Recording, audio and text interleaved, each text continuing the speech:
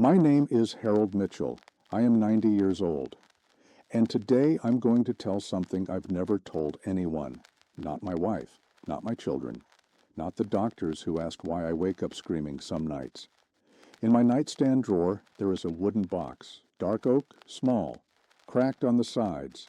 Inside is a white cloth napkin, coffee-stained with 6 words written in blue pen.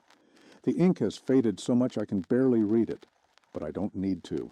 I memorized it 80 years ago. That napkin was the last thing General George Patton gave me before he died. Every day, before sleeping, I open that box. I read the 6 words. I close it. I put it away. It's a ritual I've done for 80 years. 80 years repeating the same movement. 80 years trying to understand. My wife, Margaret, watched me do this for 43 years of marriage. At first, she asked.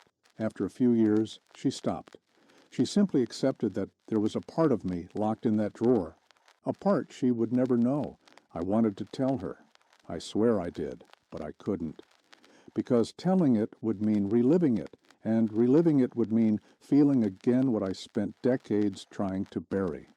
Every December 21st is different. On that day, I wake up earlier. I sit in the armchair in the living room while it's still dark outside. I open the box, I read, and I weep. It's the only day of the year I allow myself to cry. Margaret learned to leave me alone on that day. She would bring tea later, sit beside me, hold my hand. She never asked. 15 years ago, my grandson tried to open the box while I was in the bathroom. He was curious, wanted to know what his grandfather had been hiding for decades. The box wasn't locked, but he told me later that he couldn't do it, that he felt something strange, fear, weight, as if he shouldn't. I was relieved, but also sad, because I realized that even objects can carry trauma, that pain transfers, that secrets contaminate. Today I am going to open that box for the last time. I'm going to read the 6 words, and I'm going to tell what happened. Not because I want to, but because I need to. Because at 90, I realized something. If I die without telling, I die twice. Once alone, and another time taking Klaus with me into oblivion. Let me go back to the beginning. It was December 1945, winter in occupied Germany. I was 20 years old and stationed in Bad Nauheim, near Frankfurt. The war had ended 7 months earlier. My job was bureaucratic, nothing important. I had arrived too late to fight, too late to be a hero, too early to understand that this would save me and destroy me at the same time. That morning, December 21st, they sent me to serve coffee in the officers' mess. They were short-staffed. I was available. I put on a clean uniform, prepared the tray, entered the room trembling. There were 12 officers, low conversations, nothing special. I started serving coffee. When I got to the last one, my hand shook. I spilled a few drops on the table. It stained his cloth napkin. It was General Patton. I froze. My heart beat so hard, I thought he would hear it. Patton was a living legend, the man who marched across all of Europe, who never retreated a yard, and I had just spilled coffee on his table like an incompetent idiot. He looked at the stained napkin, then at me. He asked my name. I answered with a raspy voice. He asked if I had fought. I said no, that I had arrived in June of 45, after the end. Patton took the coffee-stained napkin, took a pen from his pocket, started writing something. The other officers watched in silence. I was still there, standing, holding the empty tray, not knowing if I was going to be punished or dismissed. He finished writing, folded the napkin, handed it to me, told me to keep it, that I would need it someday. I took it without understanding. The napkin was still damp. I put it in my pocket, saluted, left the room, went straight to the bathroom, locked the door, opened the napkin, read the 6 words written in blue. You survived. It must mean something. I thought it was strange, vague. I didn't understand why a general would write that for just any soldier who had spilled coffee on him. I thought maybe it was something he always did, a motivational gesture. I folded it, put it away. Went back to work. 9 days later, Patton had a car accident. He was paralyzed. Died on December 21st. Exactly 12 days after giving me that napkin. I was the last soldier he spoke to face. It took me 52 years to understand why. Because 3 months after that encounter, in March of 1946, something happened that turned 6 words into a condemnation, into a chain, into a prison I could never escape. March 1946. Our unit received a new designation, processing German prisoners of war, not the high-ranking Nazis, not the SS, the common soldiers, boys like me, some younger. They stayed in makeshift camps, barbed wire fences, torn tents, frozen mud, thousands of men waiting to be interrogated, classified, released, or transferred. My job was simple. Sit at a table inside a tent, record names, numbers, units, pass information along. For 3 weeks, I processed 246 prisoners. Faces that blurred together, empty eyes, monosyllabic voices, name, age, rank, next. It was mechanical, robotic. I didn't think of them as people. They were index cards, forms, numbers on paper. Patton's napkin stayed in my pocket. I touched it sometimes, a nervous habit, but I didn't reread it. I didn't think about the words. It was just a piece of stained cloth. On March 23rd, a Saturday, a prisoner walked in who looked me in the eye. He was my age, maybe 21, tall, too thin, blonde hair cropped close, light blue eyes. When he sat down, something passed between us, silent recognition. He knew I was young, that I hadn't fought, that I was there by an accident of the calendar, and I knew the same about him. I asked the routine questions. Name: Klaus Richter, age, 20, unit, 19th Infantry Division of the Wehrmacht, where captured, when surrendered, war crimes, no. I wrote it all down, but when I finished, he didn't get up. He sat there, looking at me. Asked if I had fought, I said no, that I had arrived late. He smiled sadly, said he did too. Drafted in January of 45. 2 weeks of training, sent to the front. 3 weeks later, the war ended. We sat in silence. I should have called the next one, but I couldn't. Something held me there. I asked if he had family. He said he had. Past tense. Mother and sister killed in a bombing in 44. Asked about mine. I said I did. Ohio. Parents. A sister. Klaus nodded, said I was lucky. I said he was too, that he was alive. He replied, for now. The way he said it froze me. I asked what he meant. Klaus looked around, checked if anyone was listening, leaned forward, said that some prisoners wouldn't leave there, that officers had already decided on transfers to forced labor camps in Siberia, France, England, that some would never go home. I didn't know what to say. It wasn't my decision. It wasn't my responsibility. I just recorded names. Klaus understood, said he knew, that he just wanted someone to know his real name, not as a number, as a person. He stood up, extended his hand, and I shook it. The hand of an enemy, of a German soldier, of someone who fought for the wrong side, but also the hand of a 20-year-old boy who had lost everything and was still trying to be human. Klaus left. I called the next one, processed 15 more that day, went back to my tent, tried to sleep. 2 hours later, screams woke the camp, boots running, orders being shouted. I went out, ran to the fence. There was a body hanging, strips of cloth tied to the wire. A prisoner had hanged himself. It was Klaus Richter. They found a note in his pocket, in German. They translated it the next morning. It said he couldn't live knowing he had survived when his family hadn't, that he couldn't bear the guilt of being alive. I went back to my tent, locked the door, sat on the bed, took the napkin out of my pocket, opened it with shaking hands, read the 6 words, "You survived." It must mean something. And I understood. Klaus had survived. I had survived. We were both alive by pure luck, timing, chance. He arrived too late to die in the war, too early to escape the guilt. I arrived too late to fight, too early to understand the weight of being alive without deserving it.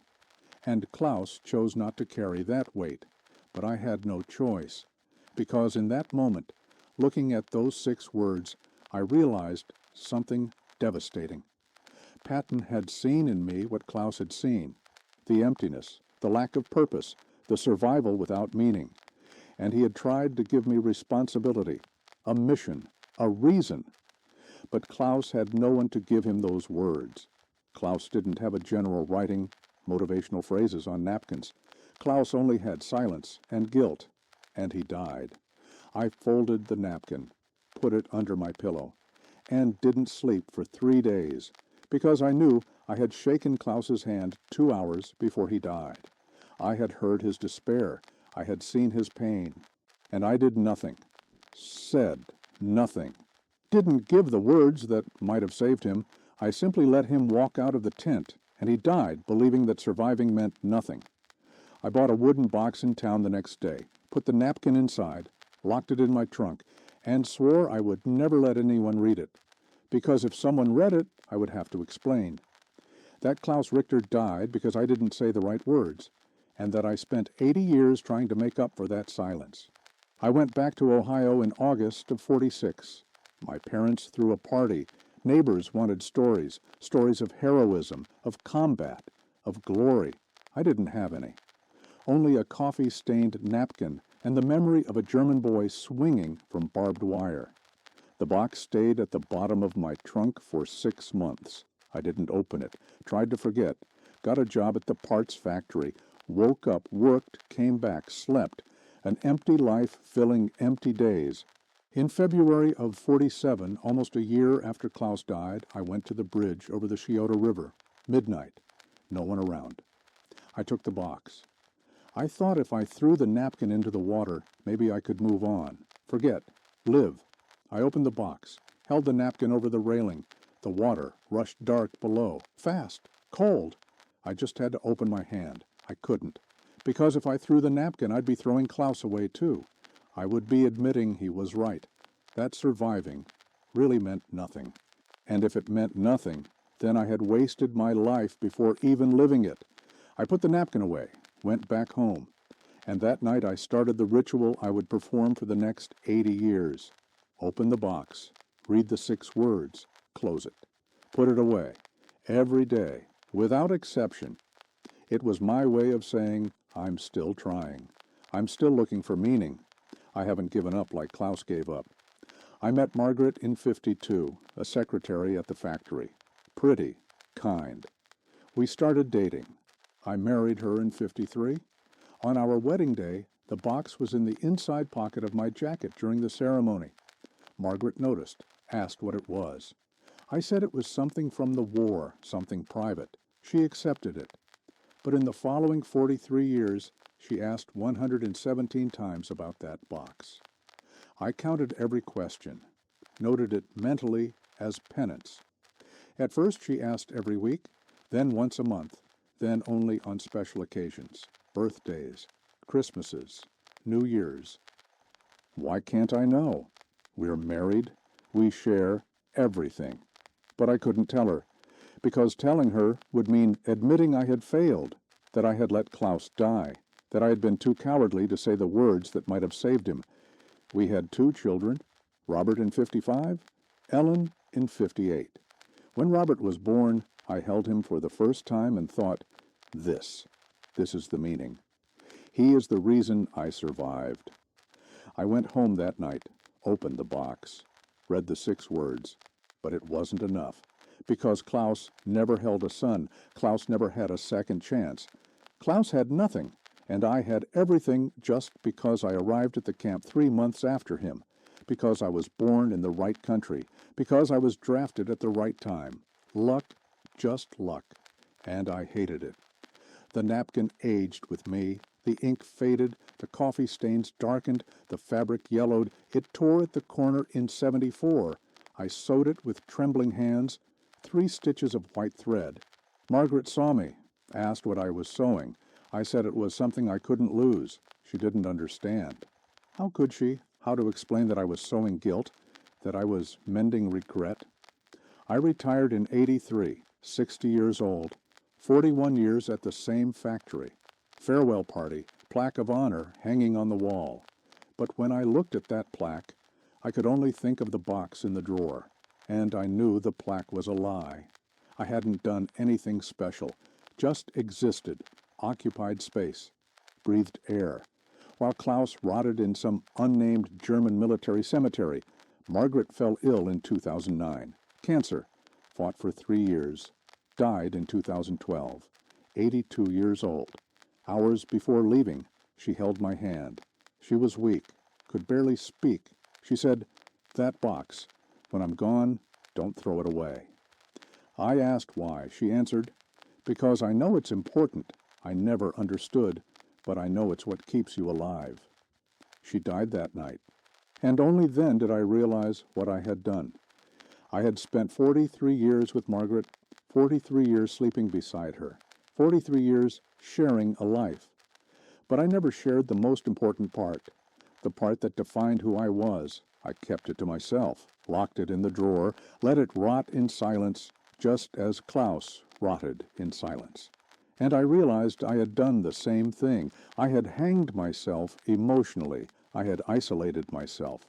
I had chosen to live with guilt instead of asking for forgiveness, because if I had told Margaret, she would have said it wasn't my fault, that I couldn't have saved Klaus, that I was just a 20-year-old kid doing paperwork. But I didn't want to hear that, because deep down I knew the truth. Klaus died because no one told him that surviving had meaning, and I stayed silent. 5 years ago, at 85, I found something that changed everything. I was organizing old documents, yellowed photographs, letters, military papers kept for decades. I found my Army discharge papers, August of '46, signed by Captain James Sullivan. I turned the page. There was a handwritten note on the back. Small handwriting, faded, almost illegible. I had to use a magnifying glass. Private Mitchell demonstrated exceptional compassion in the treatment of prisoners of war. Compassion? Me? I didn't understand. I had just recorded names, processed forms, nothing compassionate about that. But then I remembered. A week before Klaus died, a German prisoner asked for water. He was sick, high fever, shivering. Guards said to wait. Wrong time. Rules. But I gave him my canteen. Let him drink. Guards reported it to the captain. I thought I would be punished. Instead, he wrote that note, and suddenly everything made sense. Klaus was in line that day. Klaus saw an American soldier give water to a dying enemy. He saw humanity where war had destroyed everything. He saw that it was still possible to be kind amidst the horror. That's why Klaus sat in front of me days later and asked if I had fought. That's why he told me about his family. That's why he extended his hand. Because he saw something in me that was still intact, something good, something human. And 2 hours later, he killed himself, because he saw in me what he couldn't find in himself. He saw possibility, hope, future, and he couldn't bear the comparison. I sat on the floor of the room, held that old paper, and I cried like I hadn't cried since Margaret's funeral, because for 80 years I thought Klaus had died because surviving had no meaning. But I was wrong. Klaus died because he saw too much meaning. He saw that it was possible to go on, that it was possible to be good, that it was possible to rebuild. And he didn't believe he deserved that, just like I didn't believe for 80 years that I deserved to be alive. We both carried the same guilt, the same prison, the same condemnation. The only difference is that Klaus freed himself in 2 hours, and I spent 8 decades hanging myself slowly. I went to the drawer, took out the box, opened it, held the napkin, the fabric so fragile I feared tearing it, the 6 words almost invisible. 80 years of daily readings had consumed ink and fiber, but the words were still there. You survived. It must mean something. And finally I understood. Patton wasn't giving me an order. He was asking a question. He was giving me a choice, freedom, responsibility. What are you going to do with your life? And I chose guilt. I chose prison. I chose to punish myself for being alive when Klaus wasn't. I turned opportunity into condemnation, turned freedom into chains. Klaus made the same choice, but he executed it quickly. I executed it slowly for 80 years. And suddenly I realized something devastating. I wasted my entire life, 80 years, carrying a weight no one put on me.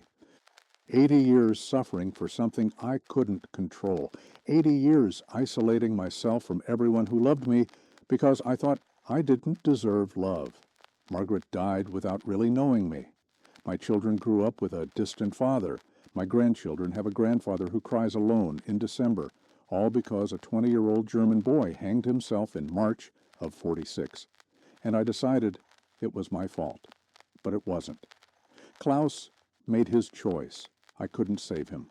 No matter how many words I had said, no matter how much compassion I had shown, Klaus had already decided before he even entered that tent. And spending 80 years punishing myself doesn't bring Klaus back, doesn't erase his pain, doesn't give meaning to his death. It only wastes my life, too. I decided what I'm going to do with the napkin. I'm going to donate it to the National Oboifato Museum, along with this story, along with the name Klaus Richter, because he deserves to be remembered, not as a statistic, as a person. And because other young people who survived things they shouldn't have survived need to know something.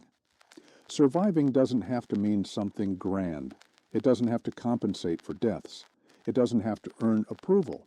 Surviving just means continuing, waking up, breathing, doing small kindnesses when possible, giving water, extending hands, sewing napkins because they matter. That's it. Just that. Today I open this box for the last time as my property.